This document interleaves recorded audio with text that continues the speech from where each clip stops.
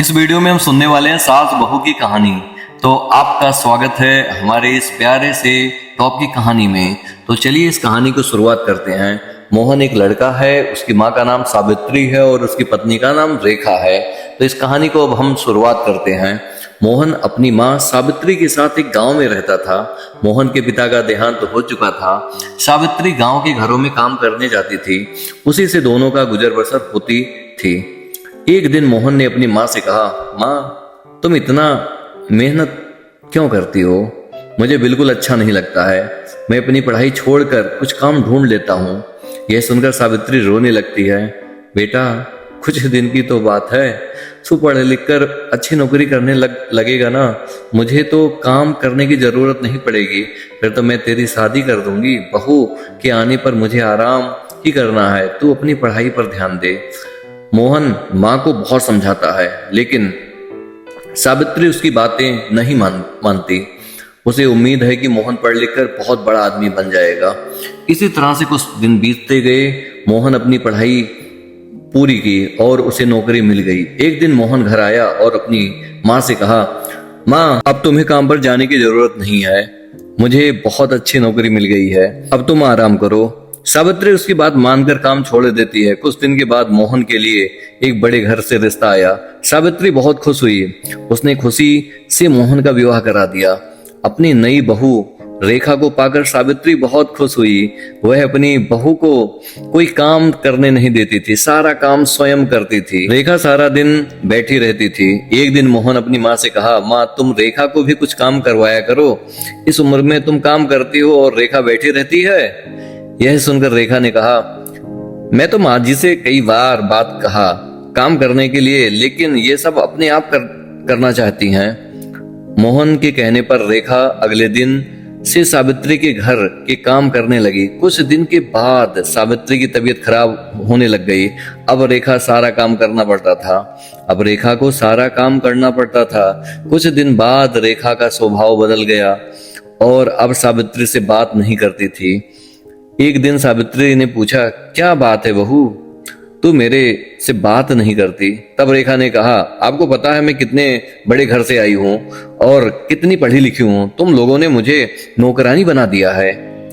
यह सुनकर सावित्री ने कहा, बहू कुछ दिन की बात है, मैं तो ठीक हो जाऊंगी, उसके बाद मैं सारा काम कर लिया करूंगी, लेकिन अभी तो मैं बिस्तर से उठ नहीं पा रही हूँ।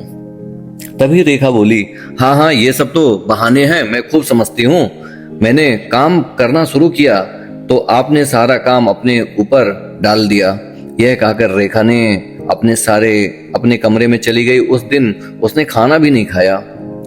शाम को जब मोहन घर आया तब रेखा से कहा, सुनो जी मैं इतना काम नहीं कर सकती।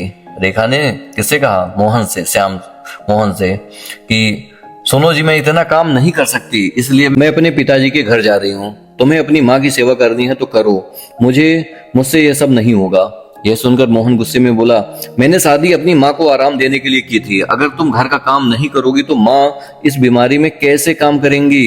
यह सुनकर रेखा गुस्से में अपने घर जाने के लिए चल दी। तभी सावित्री ने उसे रोका, कहा, बहू इस घर को छोड़कर मत जाओ, मैं सारा काम कर लूंगी। रेखा फिर भी नहीं मानती है और अपने पिता के घर चली जाती है। उसके जाने के बाद सावित्री रोती रहती है। मोहन कहता है, माँ तुम क्यों रो रही हो? उसका गुस्सा कम होगा तो वह आ जाएगी। यह सुनकर सावित्री कहती है, बेटा तू अभी उसे लेकर आ और जब तक वह नहीं आए तू भी उसके साथ रहना।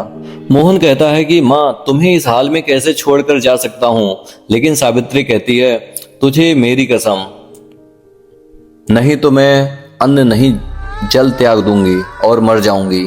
सावित्री की जिद के आगे मोहन हार जाता है और रेखा को लेने उसके घर पहुंच जाता है। वह रेखा को बहुत मनाता है लेकिन वह नहीं मानती है। रेखा उससे कहती है, हम अलग घर लेकर रहते हैं, तुम अपनी माँ को हर महीने कुछ पैसे भेज देना। मोहन बेमन से उसकी बात मान लेता है और रेखा के साथ अलग मकान में रहने लगता है। उधर सावित्री अकेली रह जाती है।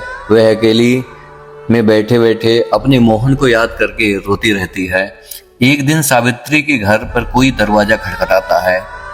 सावित्री दरवाजा खोलती है और देखती है सामने रेखा का भाई राजेश अपनी पत्नी के साथ खड़ा था। वे दोनों अंदर आकर सावित्री से पूछते हैं, माँ जी दीदी कहाँ है? सावित्री उसे सारा बात बता देती है। यह सुनकर राजेश कहता है, माँ जी मैंने सोच भी नहीं सकता मेरी बहन ऐसी करेगी। मैं तो अपने पत्नी के साथ शहर में रहता हूँ, आज दीदी से मिलने का मन हुआ तो यहाँ चला आया, और इतनी बड़ी बात मेरे माता पिता ने मुझसे बताई भी नहीं। यह कहकर वह चला जाता है। कुछ दिन बाद रेखा अपने पिता के घर जाती है। वहाँ राजेश और उसकी पत्नी से मिलते हैं। रेखा अपने भाई भाभी को देखकर बहुत खुश होती है। कहती है, भैया आप कब आए, मुझसे मिलने क्यों नहीं आए, और माँ पिताजी कहाँ हैं? तब राजेश ने कहा, मेरी पत्नी माँ पिताजी के साथ नहीं रहना चाहती थी, इसलिए मैंने उन दोनों को घर से निकाल दिया, और तू भी अब कभी मत आना यहाँ। यह सुनकर रेखा के होश उड़ जाते हैं। वह रोने लगती है और कहती है, भैया आप मुझे इतना प्यार करते थे, अब कैसे बातें कर रहे हो, और इस उम्र में माता पिताजी कहाँ जाएंगे, आप उनके साथ ऐसा कर सकते हो, आप उनके साथ ऐसे कैसे कर सकते हो? तब राजेश कहा, जब तूने अपने सास के साथ ऐसा कर सकती है तो मैं क्यों नहीं कर सकता, मैं तो तेरा भाई हूं ना। यह सुनकर रेखा अपने किए पर पछतावा हुआ। वह भागकर अपने गांव पहुंच जाती है और मोहन के पैरों में गिर जाती है। मोहन के पूछने पर वह सारी बात बता देती है उसे, और कहती है, मुझे माफ कर दो और माँ जी के पास ले चलो, मैं उनसे माफी मांग लूंगी। मेरे किए की सजा मेरे माता पिता को भुगतनी पड़ रही है, वह जाने हुए किस हाल में होंगे। मोहन रेखा को लेकर अपने घर पहुंचता है। घर में घुसते ही रेखा सावित्री के पैरों में गिर जाती है और अपने किए के व्यवहार के लिए माफी मांगती है। तभी दूसरे कमरे से राजेश अपनी पत्नी माता पिता के साथ बाहर आता है। उन्हें देखकर रेखा रोने लगती है। तब राजेश उसे बताता है, उसने माता पिता को छुपा दिया था ताकि तुझे तेरी गलती का एहसास हो सके।